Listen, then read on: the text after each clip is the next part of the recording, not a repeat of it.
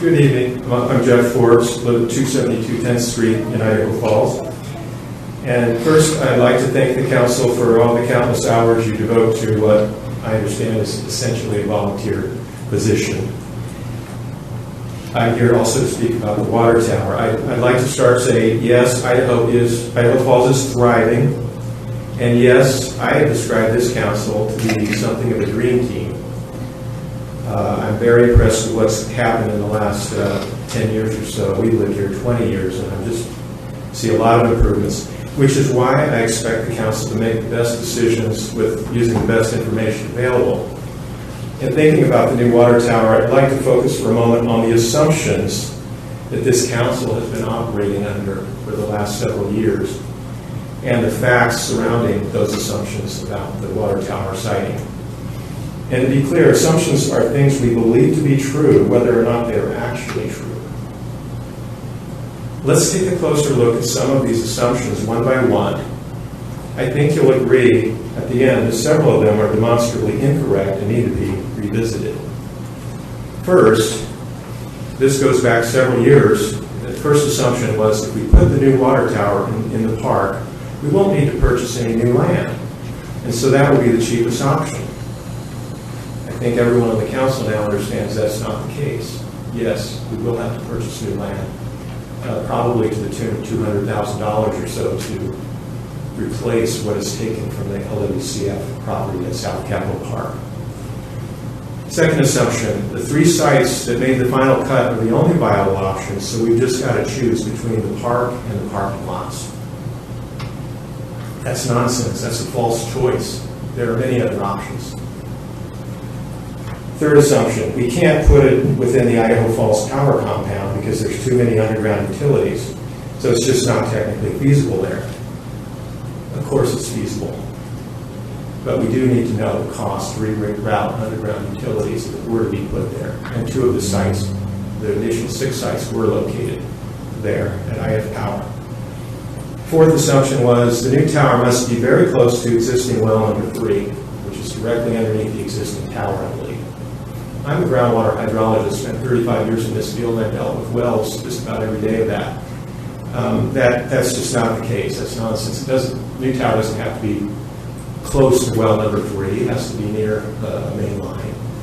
But it could be almost anywhere as long as it's at the proper elevation. And roughly in the center of town would be nice. Again, I don't think that's necessary. If we put it as number 5, if we put the water tower in South Capitol Park, at least it will generate some cash that Parks and Rec can use to build out Heritage Park. I think everyone here understands better than we do here in the audience that is not allowed per the Land and Water Conservation Fund rules. Can't use money that Public Works will give to Parks and Rec to build out Heritage Park or any other existing park or planned park. Not allowed. Assumption number 6 that we've made, the public prefers that we put it in the park, that would be the least divisive option. I think this is proof right here that that's not the case. Number 7, the land and water conservation conversion process is straightforward and can be accomplished quickly in time for construction to begin next spring, as shown on the Public Works website online right now. It shows April 2022, we begin construction at the park. It should be obvious by now that this is not the case, and that the conversion process under LWCF is neither straightforward nor rapid.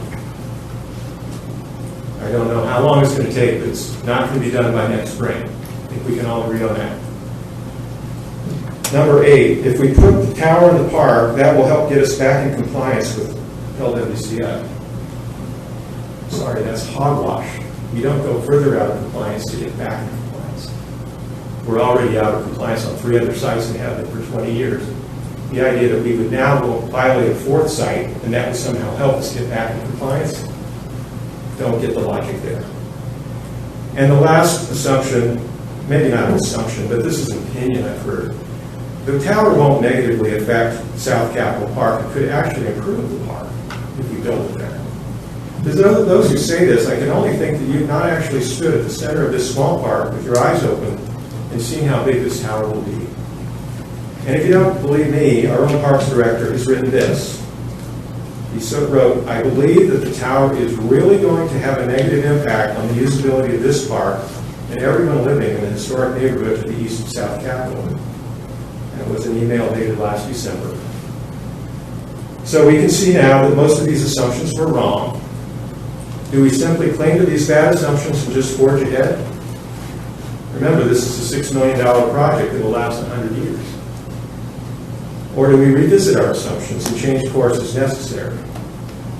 This council is smart enough to answer that question.